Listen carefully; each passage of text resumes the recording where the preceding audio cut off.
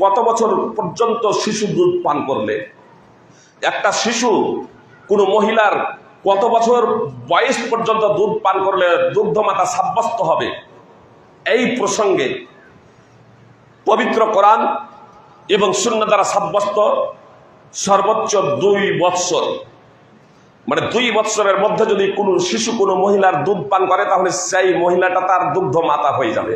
আপন মহিলা ছাড়া অন্য কোনো মহিলার যদি দুধ পান করে তাহলে সে হয়ে যাবে তার দুগ্ধ মাতা।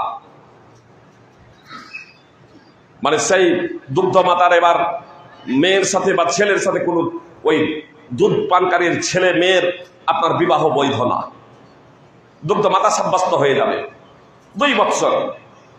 ইমাম আবু হানিফা রাহিমাহুল্লাহর নিকটে 2.5 বৎসর, ইমাম জুফার তার নিকটে আবার 3 বৎসর।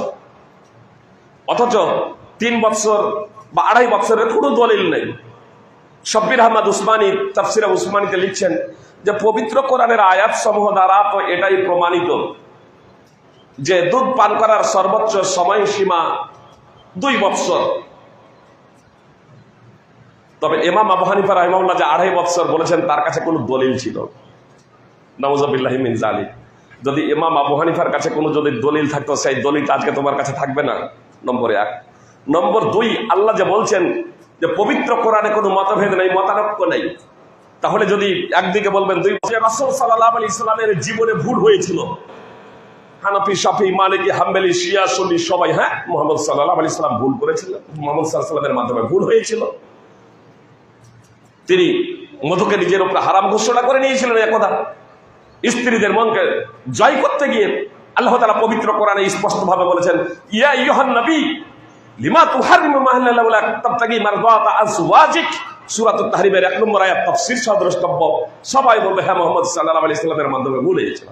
সুপ্রিয় ভাই এবং বোন, মুহাম্মদ সাল্লাল্লাহু আলাইহি সাল্লাম সর্বকালের সর্বশ্রেষ্ঠ মহামনীষী নবী এবং রাসূল, তার মাধ্যমে যদি ভুল হয় তবে ইমামদের মাধ্যমে ভুল হতে পারে না, সাহাবীদের মাধ্যমে ভুল হতে পারে না।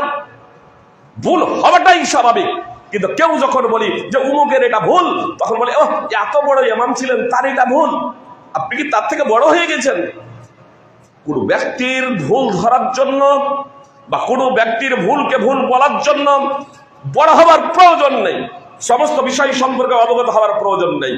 আপনার যে বিষয়ে তার ভুল লক্ষ্য করছেন, যে বিষয়ে তার ভুল দেখছেন, সেই বিষয়টাই অবগত যে সেটা পবিত্র কোরআন এবং সুন্নাহর পরিপন্থী।